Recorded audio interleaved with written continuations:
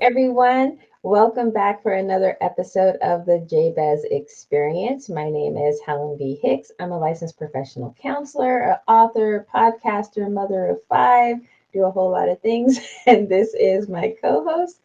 My name is Curtis Brooks. I'm a men's life coach specializing in transformational leadership for men.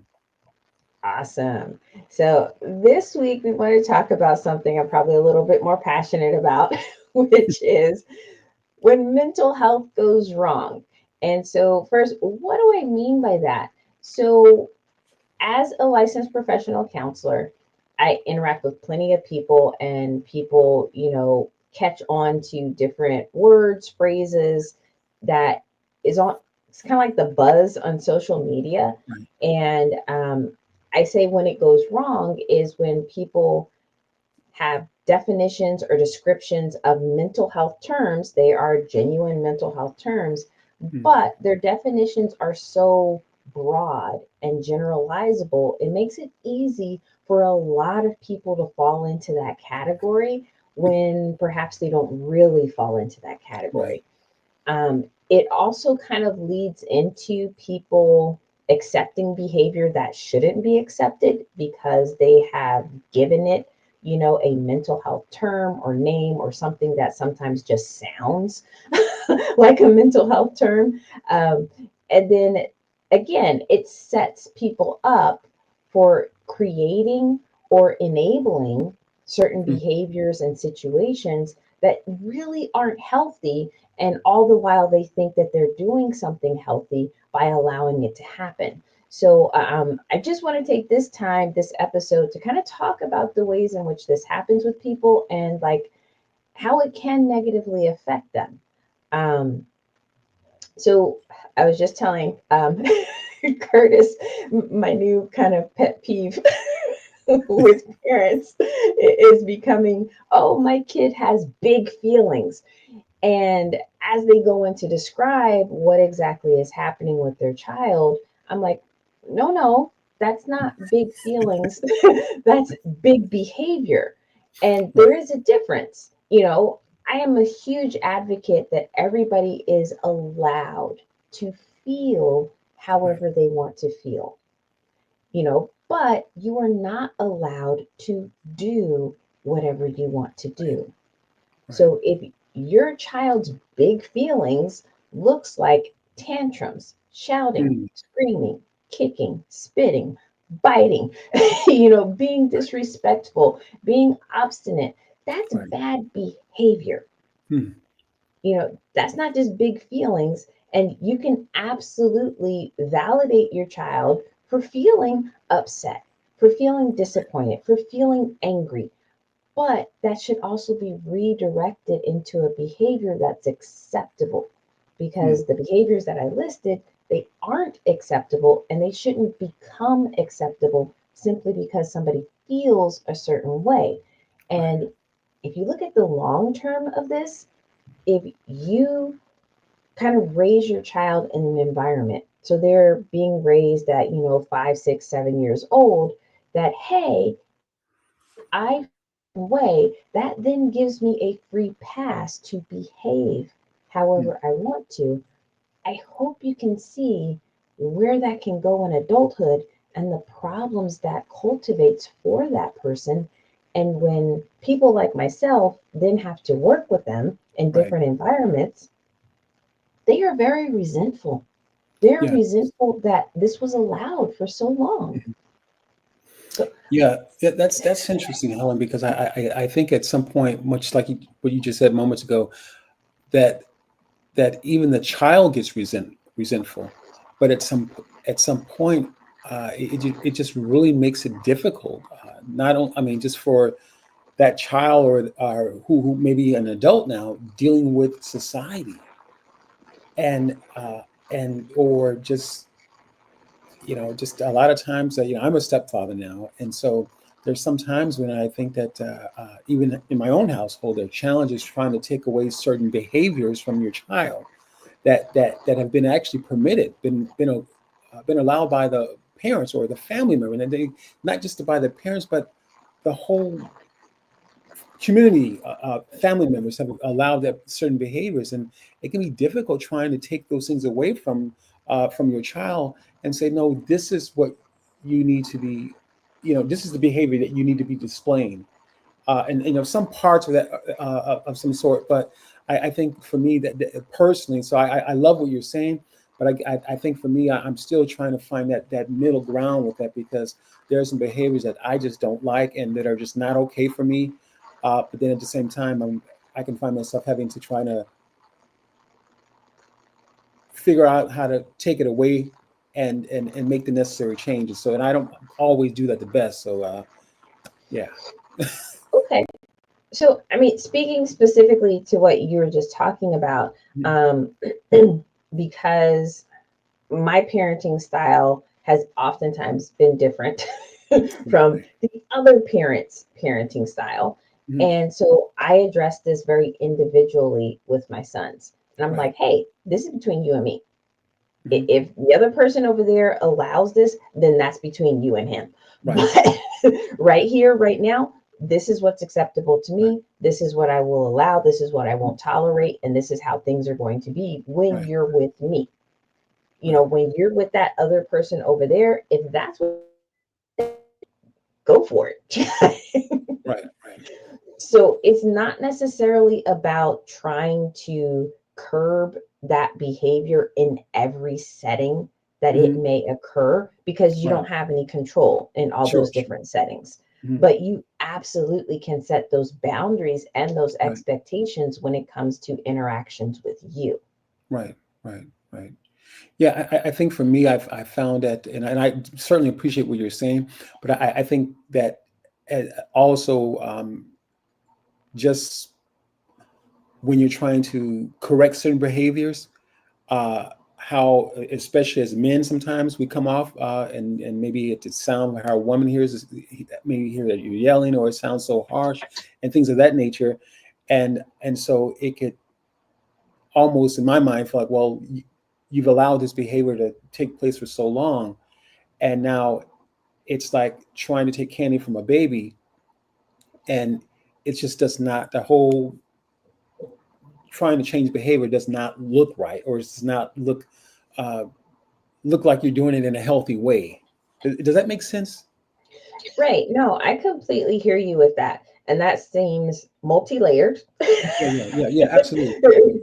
Because one, there's the issue of you and your partner being on the Mhm. same page Sure, with, sure. okay, what are the list of behaviors that are not allowed, they're not Mhm. tolerated, so that both of you can be on the same page with, okay, when this happens, here's what we're going to do.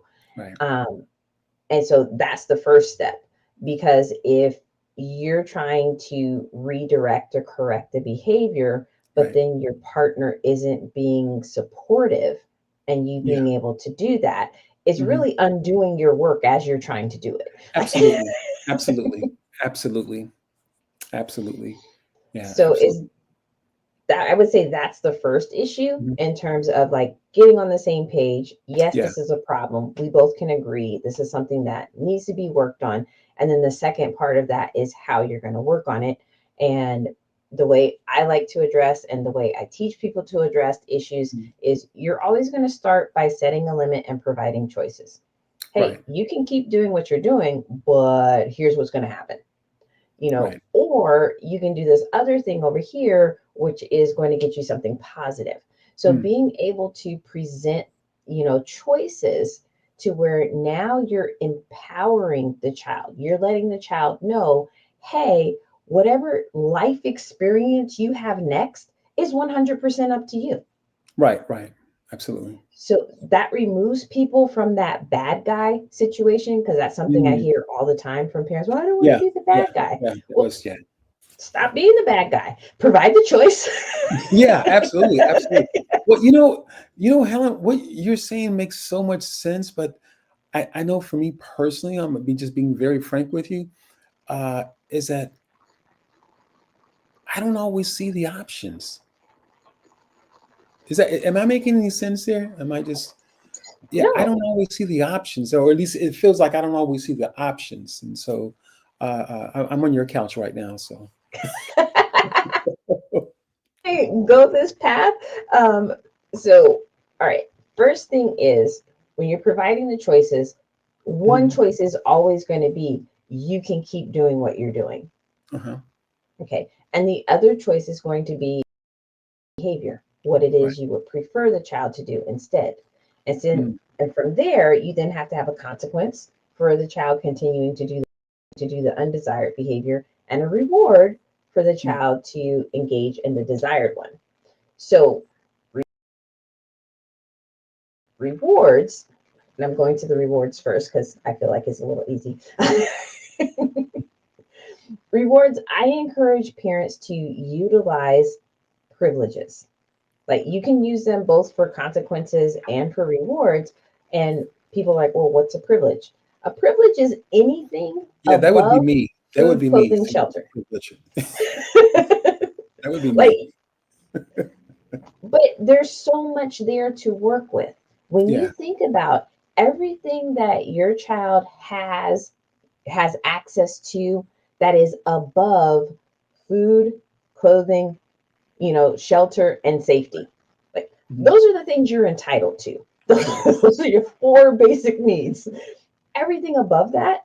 So video games, Mhm. you know, going outside and riding your bike or being with your Mhm. friends, doing certain activities, um, even so much as picking what you want to eat.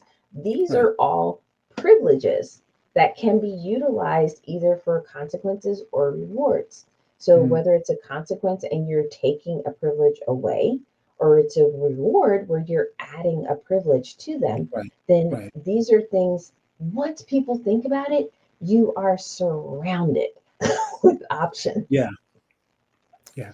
I think the thing for me is thinking about it, and maybe other parents, the thing is actually thinking about it because, and it really probably, I think for me, is just it ends up being that how how my mom parented me, and so now it's having to relearn some things, and so what you're saying makes a whole bunch of sense, and I think if I seen the other options in this, disciplining my son, it would absolutely be a burden taken away from me. Basically, I mean, just a burden removed. A lot less of a burden to carry, rather than just you do it this way or you don't do anything.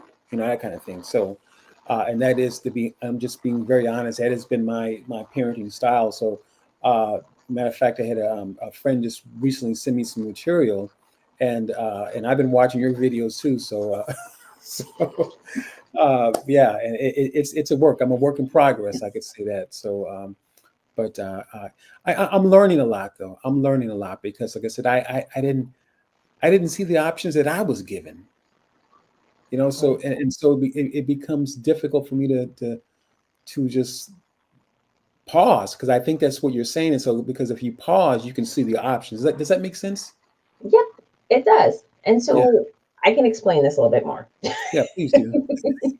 So typically, what happens is once a child starts to engage in an undesired behavior, Hmm. parents tend to have an anxiety response.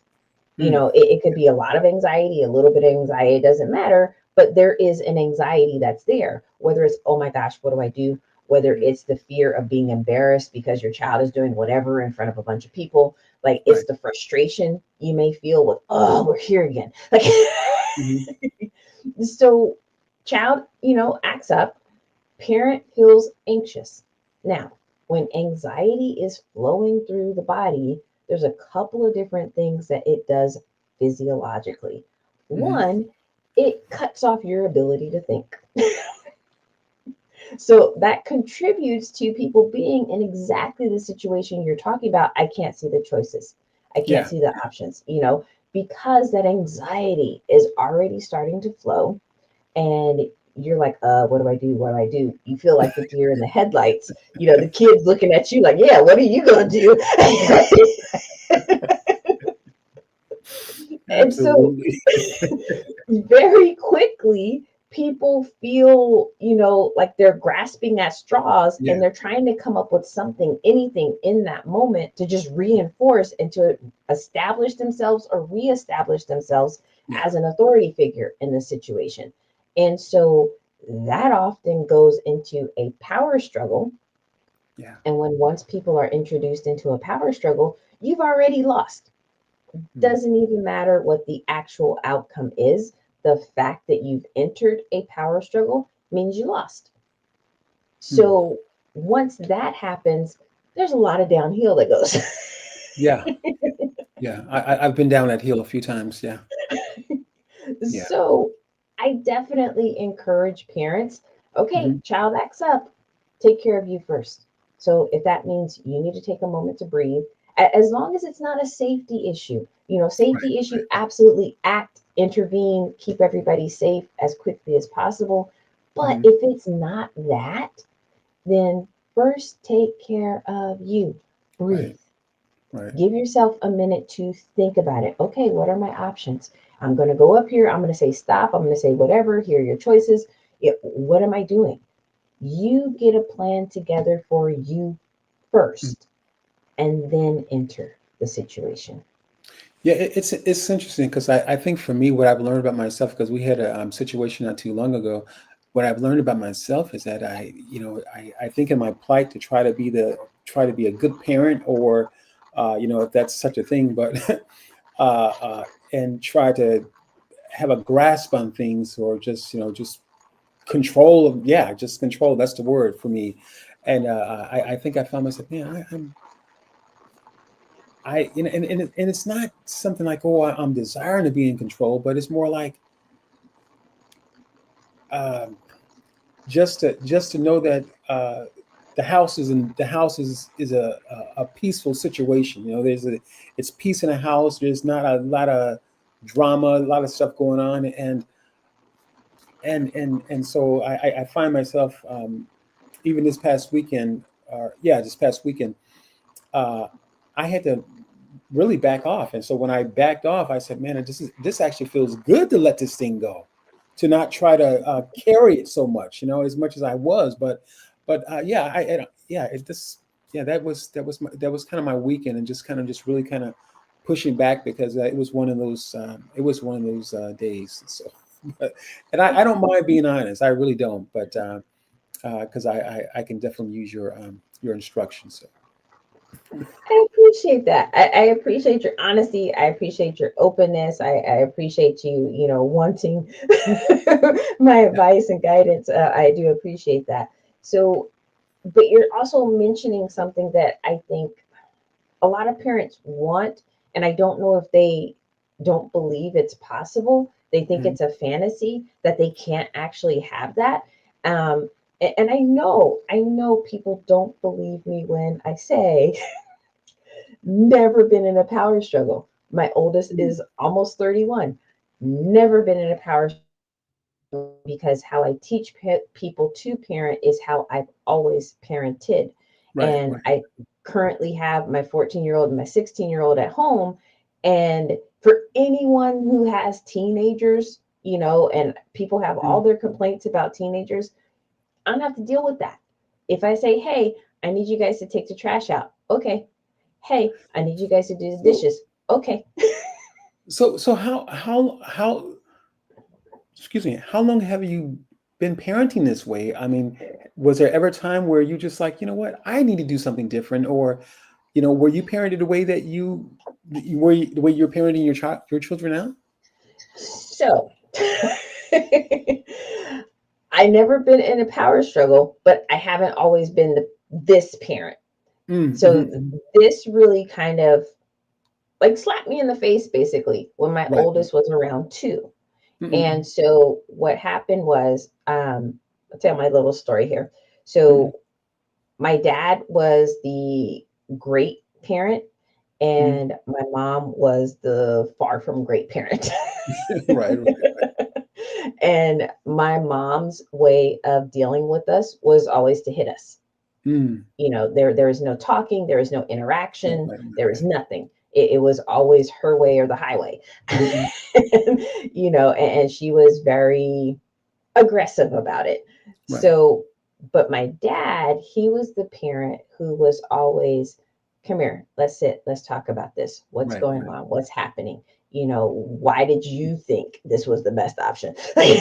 Right. Right. So he was always that parent who was, let's have a conversation, let's have an interaction. Hmm. And Hmm. it's very interesting because my dad was the one who was in the military for 30 years, and Right. Right. he's a drill sergeant in the army. So people Mhm. would think that would be the opposite, but Right. Right.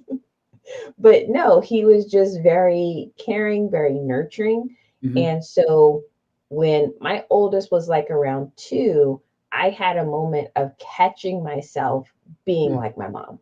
Mm. Like, he's just being a 2-year-old, but I'm going to teach you. Yeah. Yeah. Yeah. Yeah. Having Yeah. that moment and being like, ooh, I don't want to go Mm. down this path.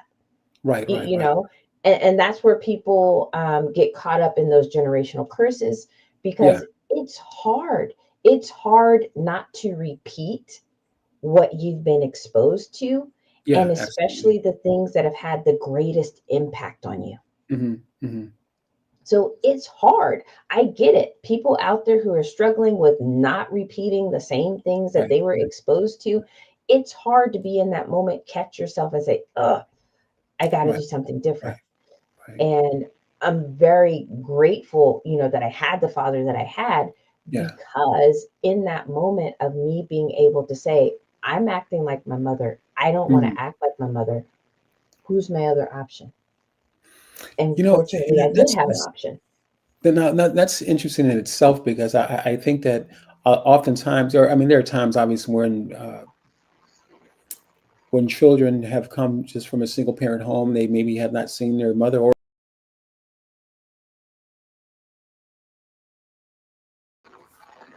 and as challenging as the template might be sometimes for us, or just how our mother father may parent or something like that, as challenging as that template might be, or just watching how they do things and coming up through the ranks and things of that nature, uh,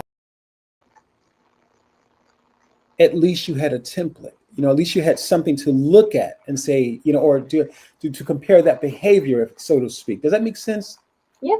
Nope. I completely get it, because as human beings, we are bound to repeat what we've been exposed to. Yes, yes, So yes. if you've had a limited exposure to certain things, then yeah, I to, even Absolutely. if you can mentally say, oh, I know this isn't right. Right, you know, exactly, exactly. but you don't have anything else to go to Yes. unless you intentionally practice something different to the Mm, point that it becomes your automatic. yeah, absolutely. And that's absolutely what I had to teach myself as a Mm, young parent, because I had my oldest when I was 19. So he's mhm, 2, mhm, 21. And I had my right. second one when I was 21. Mhm, mhm, mhm. So at this point in time, I had to make a conscious decision. Which story do I want to repeat? Yeah, yeah. Well said. Well said. you know and if you personally, any listener out there, if you don't have someone who's been in your life to be that, I guess, that blueprint for you, to Sure, show sure. you a different way, there are resources out there, and I'm definitely a resource. Hmm. you know Hmm. to help people figure out, how do you do this differently, and how do you create something healthier for you and your kids. And I promise you, there is a better and easier, Yeah, calmer, healthier way to do it. Um, so that being said, I kind of want to come back to when mental health goes wrong, sure. because there's another aspect in here that I see with parents as well. um, where parents kind of, I don't think they intentionally do it, but they start feeding certain mental health terms to their kids. You're depressed, you're anxious, you're, Mm, you're all these things. And the kids don't have a personal frame of reference for it mm, until parents give it to them. And then when kids start getting more and more familiar with these words, they start acting accordingly. accordingly. Hmm. So if that, I got a question now. How how safe or how much can a parent push against, like, let's just say a child receives some kind of diagnosis, could be, related to behavior or something like that, and it's been years, and that the child has been known to have this issue, and yet how much can you actually push against that? And I guess maybe I'm answering my own question, because I guess it depends on what kind of behavior it is. But uh, I think for me, more so, my situation is that my my child is dealing with something, and in my mind, I'm just like, well, it's like I almost don't want to believe it. Does that make any sense, Helen? And so I find myself pushing against the envelope, if you will, uh, and trying to get something out of them that I probably more frustrated my own self. great. So I hear you, and I'll share like my experience. So Mhm. one of my sons, he's on the spectrum, like not that far, but Right, right, right, right, still on the spectrum. right. And I can say that because it's my professional opinion as Mhm. well as, my parenting opinion.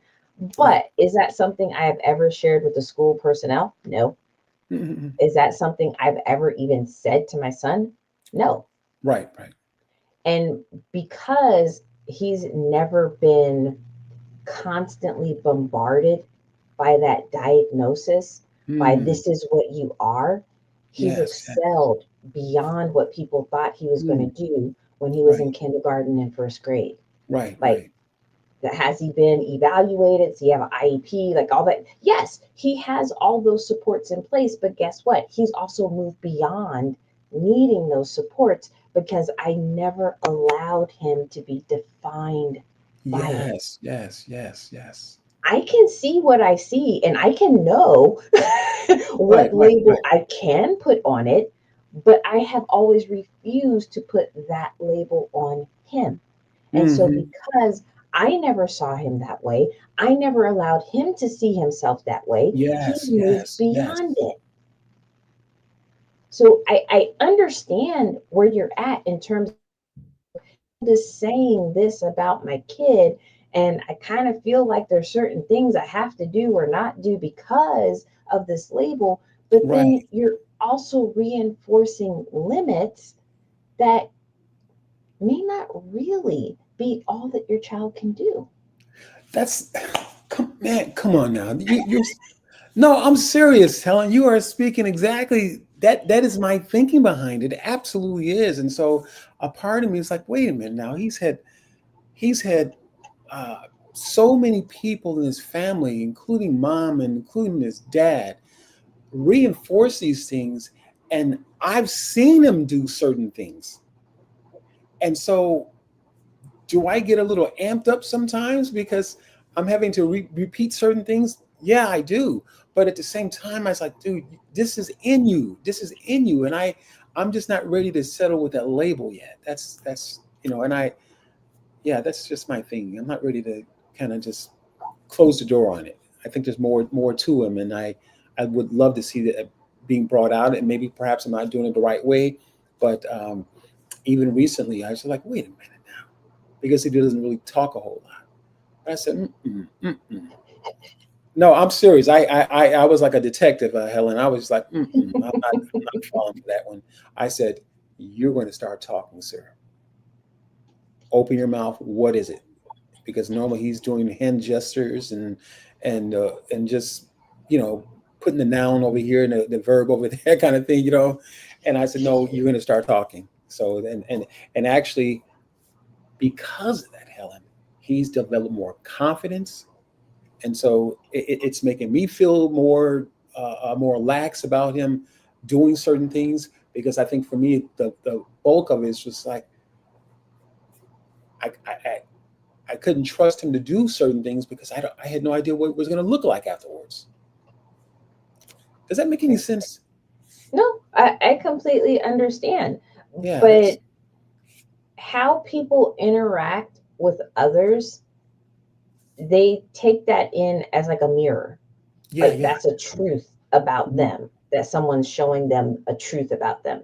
And Right. so they like soak it in and they allow it to shape who they are and their Yeah. abilities and, how they see themselves and the ways that they fit in with the world. And they just kind of meld into that. Now, I'm not saying that everyone out there on the spectrum, you should just not, accommodate whatever needs that they have. Like, I'm Right. not saying that, but I'm saying in my particular case, if if I would have verbal my professional opinion when he was younger, Mhm. he would have been less functioning than he is Yeah, now. absolutely. So Absolutely. all I'm saying is we really have to be careful about the Mhm. boxes that we put people in because sometimes we're taking away everything that they really could be. And that's Yes. part of what I mean by mental health going wrong. Like, do I want people to be aware that there are mental health diagnoses and issues, Mhm. out there? Yes, I want you to be aware of it, but I want you to be reticent to put those boxes on people and to say, okay, this is how I see you, and this is the only way you can be seen by not just myself, but the world around you. Hmm. Interesting. Now, just really quick here now, 'cause now you talk about the boxes. Just what if, Helen? Just what if, Helen? Because the systems or the people with that are operating in the systems of this world, in fact, they're in the boxes and they have no other choice but to put other people in the boxes themselves. And by putting them in the boxes, they're using such, you know, diagnoses and things of that nature by the way of words and as you've been stating so nicely, those are the boxes that people put us that people within the health professions and things of that nature, the schools and things, the judicial system, things of that nature. Those are the organizations or the systems that place us all in boxes, and we can find ourselves really just kind of taking on what society has told us about ourselves, and really just not going beyond that box, and uh, and just kind of settling. Well, this is what this is who they told me that I am, and I love this piece too because it really kind of goes back to the prayer of Jabez. If you think about it, it goes back to the prayer of Jabez in regards to how we don't all know what his situation was, but it was obvious he was in a trying time. But somehow he said, you know what, I'm not going to believe what society has placed on me or the circumstances that he was in. He refused to believe those things, and so at some point he called on a God that was above all of those different things that he was dealing with. Right, right. So, I mean, as far as the boxes in society, like, I understand why it happens. A couple of different reasons. One is projection. Like, whoever started all this had a need to categorize people, had a Mm-hmm. need to be able to put people in boxes. Well, you're this, and because you're that, I get to treat you this way. And you're that, and because you're that, I get to treat you that way. Like, it's a projection that Mm-hmm. people put out there. Like, that's how they see the world. That's how they need to function within the world of everybody being in specific categories that, is makes their own behavior distinctual. And it justifies treating different people different ways because they're in different boxes. Um, but I also understand it systematically that when you're dealing with, a large organization like schools, putting people in boxes helps you to create a sense of order. It helps you to create a framework of, okay, well, how is this looking different from that? You Mm-hmm. know, And especially in schools where they're asking you for that justification. Well, if you have third graders and fifth graders, how is what the third grader is doing is different from the fifth graders? Right, right, They require you to be able to make those distinctions. So I understand it. And I also understand that sometimes being in the box or having a box can be comforting. It can feel like, okay, well, I'm not alone. I feel like I stand out. I feel like I don't necessarily fit in with those people over there. Like they're in their box and I'm not in that box. And so I get it. now, but it also means that it can also, well, not maybe definitively, but I think in most cases or a lot of cases, it also mean that the people who are putting, such as the higher ups in certain organizations or the people who by authority have certain rights, uh, it also means that they too are placed in a box, Mhm. and in most cases that these people won't. The people who are putting others in a box, and so everybody's in the box, some kind of box, or categorized in some kind of box, that they really, and in most cases, they will probably not reach a certain level of their just obtaining their potential, getting to that place where they can say, hey, you know what, this box no longer, I no longer fit in this box. And so I think that it can be challenged for the organizations to really deal with people who don't fit in the box. Right. I think that's a big point as well, Mhm. because yeah, there's always going to be somebody who's not fitting into the box that you think they Yeah. belong in or you want them in. And that's part of life. That's human beings. And I've met with some of those people who feel that sense of estrangement, Mhm. from others in their environment, whether it's a work environment, a school environment, sometimes even a family environment, of feeling like whatever they're doing, whatever Right. they have going on, I don't feel comfortable doing that the way they feel comfortable doing that. Therefore, we're in different places. I don't really intermix with them. I don't belong in terms of that. And I think, sorry, it's taking me on a different way. I think in a way that kind of gets us to where the next sense of human evolution needs to go.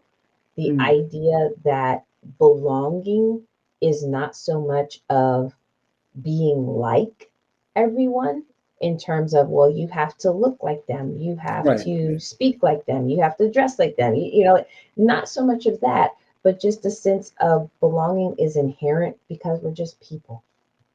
Right. Right. Right. Right. Yeah, I think that's been a major fight for so many of us, because uh, going back to that box, uh, the likelihood of people being misdiagnosed, you know, or as you said earlier, or misdiagnosing themselves because this is what they've been told, or this is what they've been heard, or just like you said earlier, just some kind of generalization of the word, such as narcissist, or something like that. Just some kind of just general definition of the word, and not everybody fits that mold, or not everybody fits the mold for something else. And I think, as by and large, you just really kind of just end up robbing someone of just their worth, or just finding out who they are, unfortunately. Right, absolutely. So you mentioned about the narcissism and stuff, and I know that's probably more of an adult to an adult thing. It's less of parents Mhm. putting that on their Mhm. kids and telling their kids, "I think you're a narcissist." Right, Kids are right, right. probably telling some of the parents, "I think you're a narcissist." But I'm right there with you in terms of people grabbing hold of these mental health terms that, mental health still has a very negative connotation for Yeah, many people. As much as the field itself has made leaps and bounds in terms of people seeing it as a necessity, right, seeing it as, something to support, something to be in favor of. There's still a lot of stigma around, mental health. And when people get these mental health labels slapped on them, then it does make them feel less than. It does make them feel limited. And especially if you're doing it in a way that reiterates limits, that Yeah. reiterates you're not capable of, you can only do this, you're not that. Like, I'm not a fan of that. Even when I Mm, have my own clients, insurance companies make me give them a diagnosis. Like, you can't bill unless they have a diagnosis. mhm, mhm, I'm mhm. still very hesitant to use heavy diagnoses that carry weight to them, because there are certain ones that are kind of light and it's kind of like, oh, Mm, okay, well, it's kind of like a temporary type of feel to it versus, oh, wow, that's pretty enduring. And, because this person has this, we should treat them that way.